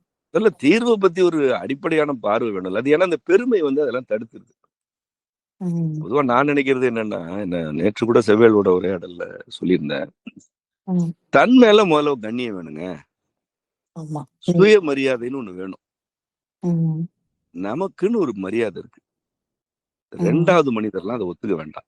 எனக்கு என் மரியாதை முக்கியன்றது தோணணும்ல எல்லாருக்கும். ஆமா. ம். அப்ப அந்த கண்ணிய குறைவான எண்ணங்களும் நினைவுகளும் வந்தா நம்மளே என்ன பண்ணுவோம், சே இதுல இருந்து முதல்ல வெளில போ, உருப்படியா அதை செய்வோம். ம். இது என்ன, அது சாக்கடையை நினைச்சிட்டே இருக்க முடியுமா? ம். முடியாது. இறங்கி அள்ளலாம், சாக்கடை வந்துருச்சு. நான் என்ன சொல்றேன்னா, சாக்கடையெல்லாம் கண்டு ஒதுங்காதீங்க, வாங்க ம். இறங்குவோம், அள்ளுவோம். ஆனா ம். எந்நேரமும் அதை நினைச்சிட்டு இருக்க முடியுமா? முடியாது. ம். முடியாது, கூடாது. ம். அப்போ நினைவுகள்லயோ எண்ணங்கள்லயோ இந்த மாதிரி கழுசடத்தனம் வந்துச்சுன்னா அதை தூக்கி போட்டுட்டு இப்ப நம்ம என்ன உருப்படியா என்ன செய்வோம், வாங்க ஆக்கப்பணிகளில் ஈடுபோம், எதையோ ஒன்று ஆக்குவோம், எதையோ ஒன்று ம். ஆக்குவோன்ட்டு இறங்குனா இந்த மாதிரி இந்த கவலையா இருக்கு, சோர்வா இருக்கு, எனக்கு பதட்டமா இருக்கு, இதெல்லாம் வராது. ஆக்கத்துல ஈடுபடு. உனக்குதான் இறைவன் ம். எவ்வளவு கொடுத்துருக்கான், திறன் கொடுத்துருக்கான். இப்ப நம்ம இதுலயே பார்த்தா ஆஹ் பெரிய வியப்பு, நம்ம நமக்கு தெரியும், மக்களுக்காக சொல்றேன். ம். அற்புத திருவந்தாதி இசை வகுப்பு தொடங்கி இருக்கிறோம் நம்ம. ம். ஆமா. அன்றாடம் காலையில நடக்குது.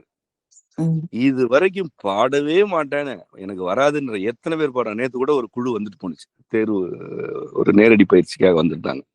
ம். கிட்டத்தட்ட 30 பேர் வந்திருந்தாங்க. இந்த காணொலியிலேயே கூட நம்ம அந்த அந்த குரல் பதிவை போடுவோம், அவங்க பாடினதை நான் பதிவு பண்ணேன். ம். வெறும் சரிங்க. பாருங்க, வெறும் 20 நாள் பயிற்சி.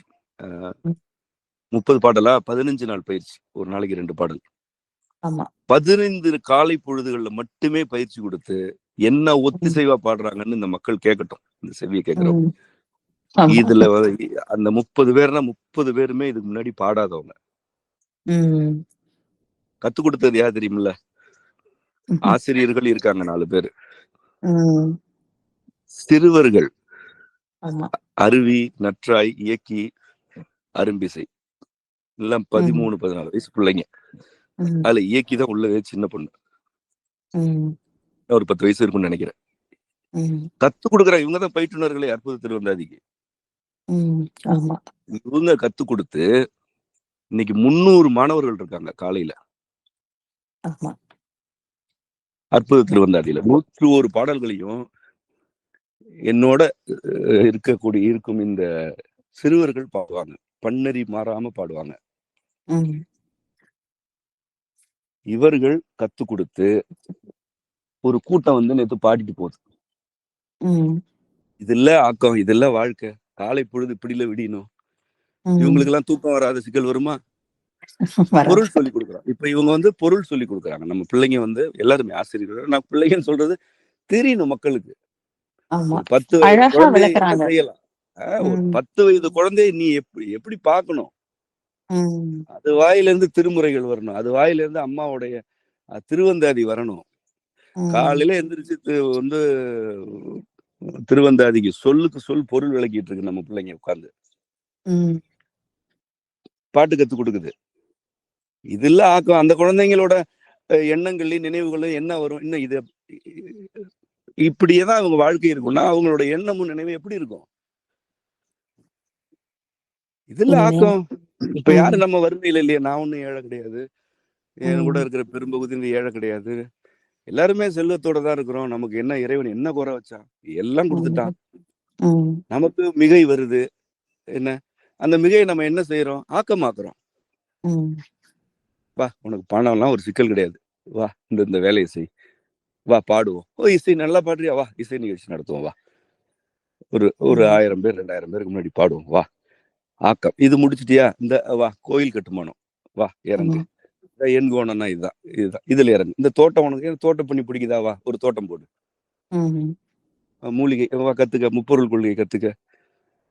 வா, இது குப்பை மேனினா என்னன்னு தெரிஞ்சுக்க. திருநீற்று பச்சலை என்னது? ஆக்கம். ம். இல்ல வெளியில போய் படிக்கிற நல்லா படி. ஆக்கத்தை செய். வெளியில போ. என்னத்தையோ படி. ஆக்கத்துல ஈடுபடு. ம். இப்படி மிகையை ஆக்கமாக்குறத முதல்ல புரிஞ்சுக்கிட்டாலே எனக்கு எப்பவுமே சோர்வா இருக்கு, கவலையா இருக்கு, இதெல்லாம் வராது. ம். அது வராது. சும்மா தன்னைத்தானே பெரிய ஆளுன்னு நினைச்சுக்கிறதுகளுக்கு வர்றது. பெருசா நினைச்சுக்கிறது தானே. ம். அப்புறம் அவ்வளவு இல்லையே, எனக்கு வானமே இல்லை. ஆனா என்னால இப்ப வானமே இல்லை அப்படின்னா பறந்து யாரு வேணாம்னா நாங்களும் அண்ணாந்து பாத்துக்கிறோம். ம். கால் இருக்கு, தரையில தான் நடக்கணும். ம். கொஞ்சம் தருக்குன்னா மூட்டு வலிக்கும், கீழே தான் விழுவணும், பார்த்துதான் நடக்கணும். இருக்கிற ம். காலை வச்சுட்டு என்ன செய்ய முடியும்னு பாரு. எவ்வளவு வேகமா ஓடலான்னு பாரு, எவ்வளவு தாவலான்னு பாரு. ம். அப்போ தன்னிலை அறிந்து கொள்ளணும்ல. நம்ம நிலைமை இது. நமக்கு இறைவன் இவ்வளவு வழங்கியிருக்கான், இவ்வளவுதான் வழங்கியிருக்கிறான். ரெண்டும் தெரியணும். ம். அப்போ ஆக்கத்துல ஈடுபட முடியும். நான் அதுவாக்கும் இதுவாக்கும் அப்படின்னு நினைச்சிட்டு இருந்தா அது அப்புறம் அதுதான் எனக்கு வருத்தம் வரும், கவலை வரும், சோறு வரும், மாத்தி மாத்தி தான் ம். வரும். அதனால இதெல்லாம் இந்த பற்றாக்குறை இல்லாதனால வருதுங்க. ம். நம்மள்ட்ட எல்லாரும் தான் வர்றாங்க. ஒரு ம். வறுமை, ஒரு ரொம்ப கணவருடைய பொருளாதாரம் சரியில்லை, ஏழ்மையில இருக்கிற சொல்றவங்களும் வர்றாங்க. ஏதாவது ஒரு ம். தொழில் அவங்களும் வர்றாங்க. நான் ஏதாவது செய்யணும், எனக்கு நிறைய இருக்கு, அவங்களும் ம். வர்றாங்க. ம். ஏதாவது ஒரு பணியில் ஈடுபடுத்திக்க நான் தர்றேன், நூல் வெளியிடணுமா நான் பணம் தர்றேன், இவங்களும் வர்றாங்க, ம். அவங்களும் வர்றாங்க. ம். ஆனா 2 தரப்புமே நல்லா தானே தூங்குது இல்லையா? சிக்கல் இல்லையா? அவங்களுக்கு எல்லாம் உறக்கம், உழைப்பு, புணர்ச்சி, உணவுல எல்லாம் சிக்கல் வரலையே. ம். நான் எல்லா இலைகளையும் தான் பார்த்துட்டு இருக்கிறேன். இது எங்க இருக்குன்னா இந்த சிக்கல் வந்து இந்த மிகை இருக்கு, கொழுப்பு சேர்ந்துருச்சு ரொம்ப மனதுல. அப்ப அதை எங்கடா தீர்த்துக்கிறதுன்னா எதுலையாவது போய் உரசிட்டு நிக்கிறது. தினவு எடுத்துட்டா எதுலையாவது போய் உரசித்தானே ஆகணும். ம். அதுல நாட்டம் போயிடுறது. அதனால மிகை இருக்குன்னா, கொழுப்பு உடம்புல அதிகமா சேர்ந்துருச்சுன்னா வெயில்ல நிக்கணும், பனியில நிக்கணும். அதுதான் வந்து உயிரினங்களுக்கு இறைவன் வகுத்த ஒழுங்கு. பன்றியில கொழுப்பு அதிகமா இருக்கும். ஏன்னா அது கடும் குளிர்ச்சிக்குள்ளேயும் கிடக்கும், புதர்ல கிடக்கும், வெயில்லையும் அலையும். மாடுகள்ல ம். கொழுப்பு இருக்கு, வெயிலையே மேயும். மழை கொட்டுன்னு கொட்டுனா நிக்கும். ம். கொழுப்பு என்பது ஒரு அற்புதமான பொருள். அது எதுக்கு வழங்கி இருக்கிறான்? ஆக்கத்துக்கு வழங்கி இருக்கிறான். அந்த ம். கொழுப்பு அவ்வளவு இருந்தாதான் பால் சுரக்கும். அப்போ மனிதர்களுக்கும் மனதுல கொழுப்பு வரும். ஆனா நீ என்ன செய்யணும்? அத ஆக்கமாக்கணும். ம். அதுதான் நெறிப்படுறதுக்கான வழி. சரிங்கண்ணா. இது இப்ப நம்ம பிள்ளைங்க, செம்மை குழந்தைங்க இவ்ளோ தூரம் ஆக்கப்பணிகள்ல ஈடுபடுறாங்க. ஆனா பொது சமூகத்துல பார்க்கும்போது, குழந்தைகள் கூட இப்ப இந்த ஒரு ஒரு சொல் இந்த ஸ்ட்ரெஸ் அப்படிங்கிறது அதிகமா பயன்படுத்துறத நம்ம பார்க்குறோம். இப்ப நம்மலாம் குழந்தைங்களா இருந்தப்போ, சின்ன சின்ன விஷயங்கள் கூட நம்மள ரொம்ப குதூகலப்படுத்துச்சு. சில்லுன்னு ஒரு மழை, ஒரு ரயில் பயணம், திடீர்னு ஒரு நாள் விடுமுறை, உறவினர் வருகை, இப்படி நம்மள உற்சாகப்படுத்திய சின்ன விஷயங்கள் கூட இன்றைய குழந்தைகள், பொது சமூகத்துல இருக்கிற குழந்தைகள் வந்து, "சோ வாட்?" அப்படின்னு கடந்து போயிடுறாங்க. அந்த வயதுக்கே உரிய மகிழ்ச்சி, குதூகலம் இதெல்லாம் அவங்க தொலைச்சுட்டாங்களோ அப்படிங்கிற ஒரு வருத்தம் இருக்கத்தான் செய்யுது. அதே சமயம் அவங்களே அவங்க வயசுக்கே ஸ்ட்ரெஸ்ஸுங்கிறத அதிகமா பயன்படுத்துறாங்களேங்கிறது ஒரு வருத்தம். ஒரு நீங்க சொல்ற மாரி நடுக்கமா தான் இருந்தது. ஆனா இப்ப நீங்க சொன்னதுக்கு அப்புறம் ஆக்கப்பணிகள்ல ஈடுபடுறதும், பற்றாக்குறை பழகுறதுமே இதுக்கு ஒரு தீர்வா இருக்கும் அப்படிங்கிறத புரிஞ்சுக்க முடியுதுங்கண்ணா. அடுத்து வந்துன்னா, இப்போ உறவுகள்ல வந்து முரண்கள் இருக்கவே கூடாது. எல்லாரும் எல்லாத்துக்கும் ஒத்தி செய்யணும். அப்பதான் அது ஒரு குடும்பம். அப்படிங்கிற புரிதல் தான் இப்போ சமூகத்துல இருக்கு. ஆனா உறவுகள்ல முரண்கள் எழுவது இயல்புதான். உடன்பாடும் இருக்கும், முரண்பாடும் இருக்கும். உடன்படுதல்ல ஒரு நேர்மை இருக்கணும். முரண்பாட்டுல ஒரு தேர்ச்சி இருக்கணும். இதுல கொண்டு வந்து ஒரு இசைவோட இருக்கிறது தான் உறவு அப்படிங்கிறது நம்ம உணர்ச்சி நெறி பாடம். இத வந்து உறவுகள்ல நடைமுறைப்படுத்துறதுக்கு எளிமையா ஏதாவது ஒரு வழி காட்டுங்கண்ணா. அதுக்கு எளிமையான வழிகாட்டல் எல்லாம் வேண்டான்னு தான் இப்ப நமக்கு ஐநெறி நூல் வந்திருக்கு. ஏன்னா அப்படி நிறைய சொல்லி ஒண்ணும் பெரிதாலாம் நடக்கல. ம். சரிங்க. ஒண்ணு புரிஞ்சுக்கணும். ஒத்து வரலன்னா விலகி இருக்க கத்துக்கணும். ம். ஒத்தே வரல அப்படின்றதுதான் உண்மைன்னா, அதுதான் நிலைமைன்னா, விலகின்னா ஆளுக்கு ஒரு பக்கம் போக சொல்ல, ஒரு இடைவெளியோட நெறிப்பட்டு நெறிப்பட்டு அவங்களுடைய இடத்துல அவங்க இருந்துட்டு ஒரு குடும்பத்துல இருக்கலாம். ஒருத்தர் போட்டு ஒருத்தர் தொங்கிட்டு இல்லாம, சுரண்டாம, பாடுபடுத்தாம இருக்கலாம். இருந்தா ஒரு காலத்துல மாற்றம் வரும். நிச்சயமா மாற்றம் வரும். நிச்சயமா இணக்கம் வரும். இன்னும் சொல்ல போனா இணக்கம் வந்தே தீரும். அப்படியே இருந்துட மாட்டாங்க யாரும். அதுக்கு பிறகும் ஒத்து வரல அப்படின்னா கண்ணியமா பிரிஞ்சு போயிடலாம். அது அவ்வளவு பெரிய குற்றமெல்லாம் இல்ல. பிரிந்து போகாமல் இணக்கமே இல்லை ஆனாலும் நான் ஒன்னா இருப்பேன்னு இருக்கிறப்பதான் பாவங்களே நடக்குது. அது முதல்ல புரிஞ்சுக்கணும். இன்னைக்கு எவ்வளவு பிரிவுகள் இருக்குன்னு நமக்கு தெரியும். பிரிதல் வந்து அதிகமாயிடுச்சு. சரி, அதுக்கு அடிப்படை என்ன? நேர்மை இல்லாததுதான். இதுல ஒத்து வரலன்னு ஒரு இடைவெளி இருக்கட்டும் அல்லது பிரிந்து இருப்போம் அப்படின்னா அதை கண்ணியமா ஏத்துட்டு போலாமே. அந்த சூழலை தவறு விட்டுட்டா கண்ணியம் கேட்டுதான் பிரியணும் இல்லையா? அதுக்கு அது வந்து கடைசி. அது வரைக்கும் எந்த அளவுக்கு நம்ம ஒரு இடைவெளியோட இருந்துக்க முடியும், எந்த அளவுக்கு நம்ம ஒருத்தருடைய மாற்று கருத்துக்களுக்கு இடம் கொடுக்க முடியும். இந்த மாற்று கருத்தே இருக்கு, இல்ல தவறே செய்யறாங்க, பரவாயில்லன்னு மன்னிச்சு அரவணைச்சு கொண்டு போறது. இல்ல இல்ல தவறு செஞ்சுட்டே தான் இருக்காங்க, சரிப்பா கொஞ்சம் தள்ளி நின்னுங்க, உனக்கு என்ன பிடிக்குதோ அப்படி இரு, உடம்ப கெடுத்துக்காத, மனதை கெடுத்துக்காத, இது ரெண்டையும் கெடுத்துக்காம நீ எப்படி வேணாலும் இது இப்படி சொல்லி குடும்பத்துல இருக்கலாம். கொஞ்சம் தொலைவுல இருந்து கவனிச்சுக்கிறது தான், வேற என்ன. ஒரு குழந்தைய கொஞ்சம் வெளியூருக்கு அனுப்பிட்டு, எப்பா ஒழுங்கா இருக்கியா, சாப்பிடுறியா, தூங்குறியான்னு கேக்குற மாதிரி தானே. ஆமா. அப்படி இருந்தா என்ன, அதுல என்ன குற்றம் இருக்கு? ஒன்னாதான் இருக்கணும்னு கட்டி போட்டா ஒன்னா இருந்துடுறாங்களா என்ன? இல்ல, ஒருத்தர் மேல ஒருத்தர் அக்கறை இருந்ததுன்னா எப்படி வேணாலும் இருக்கலாங்க. அடிப்படையா கூட இருக்கிறவங்க மேல அக்கறை இருந்துருச்சுன்னா எவ்வளவு தள்ளியும் இருக்கலாம், எவ்வளவு பக்கத்துலயும் இருக்கலாம். எவ்வளவு பக்கத்துல இருந்தாலும் அக்கறை இருக்காது, கழுத்து இருக்கிறது, காலை வர்றது தான் வேலைன்னா அது குடும்பமே இல்லையே, அது உறவே இல்லையே. அத முதல்ல புரிஞ்சுக்கணும் ஒவ்வொருத்தரும். நம்ம வந்து கூட இருக்கவங்க மேல அக்கறையா இருக்கிறோமா, இருக்கிறதா இருந்தா இருப்போம். இல்ல நமக்கு அவங்க கூட இருக்கவங்க மேலே அக்கறை இல்லைன்னா கிளம்பணும், இடைவெளி ஏற்படுத்திக்கணும், கண்ணியமா பிரிஞ்சிடணும். ஆமா, அக்கறையே இல்லைன்னா அப்புறம் எப்படிங்க சேர்ந்து இருக்க முடியும் ஒரு இடத்துல? அது ஏன் இருக்கணும் முதல்ல? அது எவ்வளவு பெரிய ஆபத்து அது. ஆமா. ம். அது பேராபத்து இல்ல அது. அது பாவம் இல்ல அது. ம். இது இல்லாம பாடம் நடத்தணும். தெரிய வேணாம். எல்லாருக்குமே தெரியும் இதெல்லாம். இது என்னன்னா ம். சும்மா அது ஒரு பொது தோற்றத்துக்காக நடிக்கிறது, இல்ல தனக்கு தேவை இருக்குன்றதுக்காக ஒரு இடத்துல ஒட்டிட்டு இருக்கிறது. ஆனா அந்த ம். இடத்து மேல அக்கறை இல்லாம இருக்குது. அதுதான் இன்னைக்கு குடும்பங்கள் உடையறதுக்கு அடிப்படையான காரணம். ம். ம். சரி. நன்றிங்க அண்ணா. இன்னைக்கு இருக்கக்கூடிய பெரும்பான்மையான உணர்ச்சி தூண்டல்கள், உறவு சிக்கல்கள், இவைகள் எல்லாமே ஒரு எளிமையான, நேரடியான தீர்வுகள், நெறிப்படுத்தக்கூடிய வழிமுறைகள், உங்களோட இந்த உரையாடல் வழங்கியிருக்குங்கண்ணா.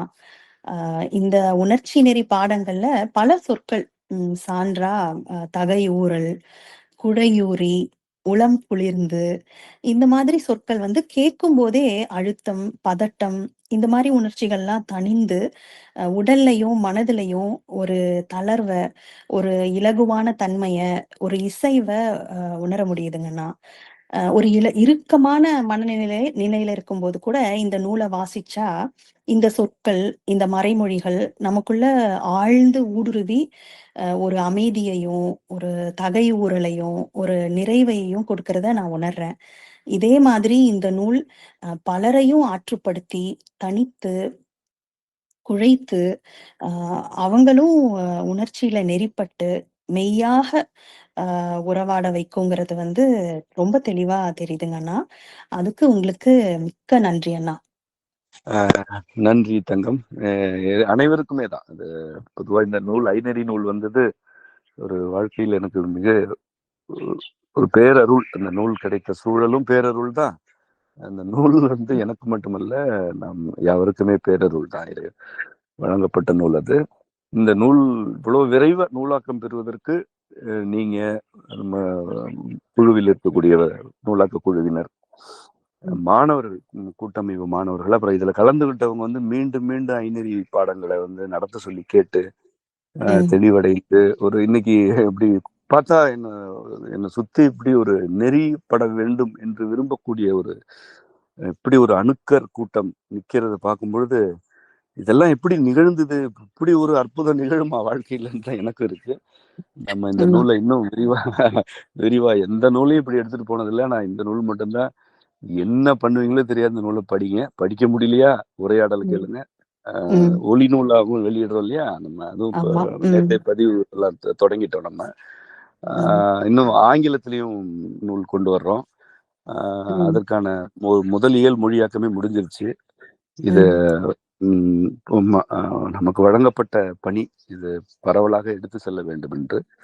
அதுல கூட நிற்கும் என்னோடு நிற்பவர்கள் அனைவரும் ஒரு பேரருளின் அங்கங்கள் தான். ஏன்னா நமக்கு தெரியுமே, உள்ள இருக்கிறவங்களுக்கு தெரியுது எப்படி இந்த நூல் எவ்வளவு விரைவா நூலாக்கம் பெறுது, அதற்கு தேவையான எல்லாம் அமையுது அப்படின்னு நமக்கு தெரியும். அதனால எனக்கு நீங்க நன்றி சொல்றது சரி, நானும் உங்களுக்கு சொல்லணும். நம்ம எல்லாரும் சேர்ந்து இறைவனுக்கு தான், அவனுக்கு தான், நம்ம அன்னைக்கும் இறைவன் ஐயனுக்கும் தான் நன்றி சொல்லணும், துதி பாடணும். அதை நம்ம பாடுவோம் தொடர்ந்து அவங்களோட துதி. இப்ப அந்த ஐநெறி நூல்ல 100 மறைமொழிகளும் இசை முறையிலையும் பாடிட்டோம் இல்லையா? அதுவும் வருது. அதுவும் இசை முறையா, மறைமொழிகள் எல்லாமே இசை வடிவில் வருது. இன்னும் ஒரு சில பாடல் மட்டும் தான் பாட வேண்டியிருக்கு. அப்படி அதை பல வகையிலும் வெளிப்படுத்துவதற்கு நமக்கு அருள் வழங்கப்பட்டிருக்கிறது. நம்ம வினையாற்றுவோம். விளைவுகள் இறைவன் அருள்வான். நன்றி தங்கம். நன்றிங்கண்ணா. இந்த உரையாடலை உள்வாங்கும் அனைவருக்கும் அம்மையப்பர் அருள் நிறைவதாக.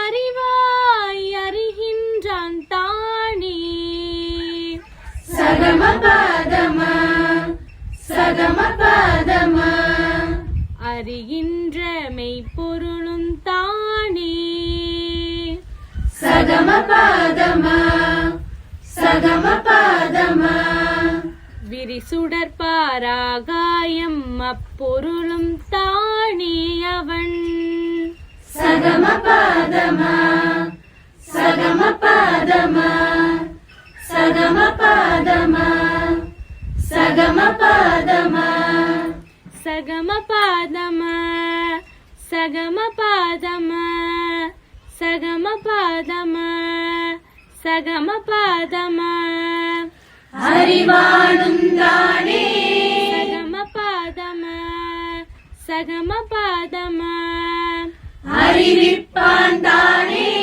சகம பாதமா சகம பாதமா அறிவாய் அறிகின்றான் தானே சகம பாதமா சகம பாதமா அறிகின்ற மெய்ப்பொருளும் தானே சகம பாதமா சகம பாதமா விரிசுடர் பாராகாயம்